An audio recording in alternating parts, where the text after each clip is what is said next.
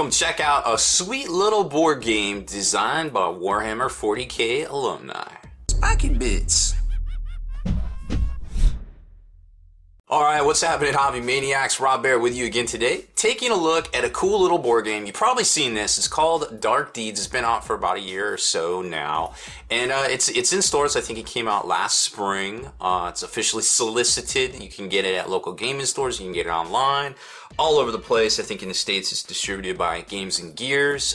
Elric's Hobbies carries it as well. One of our friends that we love to review their stuff. I love checking out new and exciting hobby supplies, but this is a game. It's a little card game. You're probably like, hey, why are we talking about card games? I want to talk about models. I want to talk about painting. Well, like I said in the intro, this is a game designed by Warhammer 40k. Well, I guess just Warhammer in general, alumnus. Andy Chambers, the man, the myth, the legend. He needs no introduction. If you are a veteran player of any of the Warhammer games or somebody just getting into it, and I'm sure at some point you've heard his name come up, as well as Mark Gibbons. Now, Mark Gibbons, maybe not so much anymore, is a household name around the Warhammer community or the Warhammer hobby. But from 2nd edition to roughly 5th edition, his artwork graced the covers of rulebooks and codexes alike. A lot of very striking black and white sketches. I suppose probably his most famous, or at least the one I appreciate the most, was Chapter Master Shrike, kind of jumping off a piece of ruin, doing a whole like kind of Wolverine kind of lunge type deal. That was in the 5th edition Space Marine book that introduced a lot of the new characters, including Lysander actually was one of his very striking poses as well from the same book. So a lot of cool artwork. Mark Gibbons illustrated the game. Andy Chambers designed it. I think Paul Scott puts it out from Games and Gears, of course. co.uk, there's the address if you want to pick up your own copy, or you can check it out here in the States from Elric's Hobbies for sure. Now, the game itself is really interesting. It comes with a deck of cards, well, several deck of cards. A bag of suspicion counters. You get the most suspicious coin, a D12, and this really cool neoprene mat that kind of represents the street where these encounters, these kind of like backdoor kind of D&D kind of encounters are taking place. Imagine if you're kind of in like a back alley and there's people kind of walking towards it and you're trying to get around them, and then you're trying to pick out your marks to rob for whatever designs or desires out there that your dark patron has for these particular individuals, or perhaps just the town in general. You never really know the whole story. It's just your job to go and rob these guys. And after you rob them, you can play loot from your hand, which is a little bit different than if you just rob them, you get these things. You have to actually actively beat them to play the loot from your hand, which will allow you to do things like attack people better or sneak by people better there. So that's basically the brief synopsis. It's a super fun game. I really enjoy playing it. I had to refresh the rules because it's one of those things I learned about a year ago and then promptly forgot all about it. I was like, oh yeah, that game was awesome. Why did I stop playing it? Oh my goodness. Need to get out and play more games more. So this is the little mat that I was talking to you about. Kind of rolls out. It's nice and big there. It's going to probably take up the majority of the camera, but that's all right. You get the idea there. So it's got slots here for your street cards, which is one of the decks right here. This is your tavern. That's where you get basically your jobs from, so to speak. And then this is your street here. And what you do is you just lay out the deck. And to start out, you only flip 3 of these cards out. So it kind of gradually increases in tempo as you go. Now I think the game's for like 4 to 5 players, but you can play it with 2 if they kind of know what's happening. And then the tavern is really neat. You get a couple cards in your hand to start out, and we'll just play with those face up just to show you. So there's a couple different types of cards. There's a merchant loot, there's a dark deed, and there's a plot card. And those are your basic 3 types of cards, and that's the only thing we'll show you here, just to kind of keep it very simple. Plots are things that you can do to, they're basically actions you can do before you try to sneak by or attack somebody.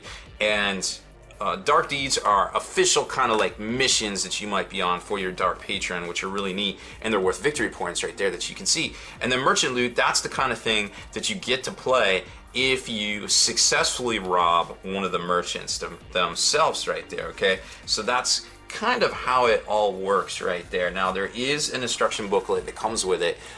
There isn't a Quickstart guide in here, which is a little disappointing, and it can be a little hard to read, to be honest. If you watch my videos, I'm all about I'm very much about quick start guides. Let's switch this out, actually. I want to show you something here.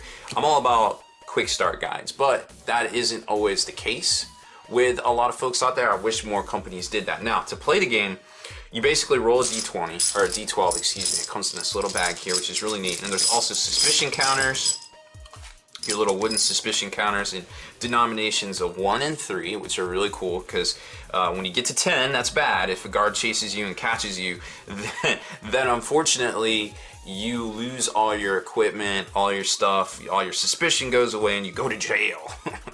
But sometimes that can be a little strategic, to be quite honest. And then you get a d12 right here that you use to roll things. So long story short, you can either attack to rob one of these merchants that are out here, which is very easy. You just say, hey, I'm rolling a dice. It's a 6. That's a 1. 6 beats 1 all day, every day. Now, if this was in my hand, which it is, I would add the cost of playing this loot that I just stole from the stable hand. Now you'll notice that's a green border and that's a green card. So this was carried on this guy. And now I can play this out in front of me, and this gives me +1 to cunning, which is just a way to kind of sneak away if you need to, and +2 to cunning when sneaking past a guard, which is hugely important, which you're about to see here. So this will go into play. I get victory points for this bad boy right here because he's worth 1 victory point, and unfortunately I gain 1 suspicion. So that goes over like that. Now, you can do all sorts of cool stuff. Like, for instance, mine is a really good card because if somebody has something good laying out in front of them, they collect a lot of suspicion because they're probably beating down fools and taking their stuff. Well, you can play this and steal one of their cards. So there's a lot of cool stuff. You can throw suspicion off. You can do all sorts of weird different things. The plot cards are really cool. They affect the game. Now, you can draw new cards from the tavern deck every turn. There's 2 flips and you get to see them. Or you get to take the top card, which you're not going to know. And it changes for every player, and there's a lot in here, and believe me, you'll never run out. It has never happened yet. All right, so then when this happens, the street moves down. So you get all these cards moving down, and then you flip 2 new cards. So the street's always moving. I mean, people are walking down the street, and that's kind of the representation of it, which is really neat to see too. Now, there's some weird stuff, like when a Nemesis, which is notated here, and it's also in purple, you don't get any loot from a Nemesis, but generally they're worth some money, and there's dark deeds that affect Nemesis. So like whenever you successfully attack the patient or the owl wife, which generally I think are always Nemesis, you can play this for victory points here. Conversely, if this is in your hand at the end of the game, you'll lose victory points. So there's a little bit of strategy, like you're like, oh, this is kind of just like a hack and slash kind of dungeon crawl down a street, but it's not really. There's strategy here, where with the victory points, the suspicion counters, because if you have this suspicion and you're the most suspicious, which I would be at this point, then everything kind of comes after you.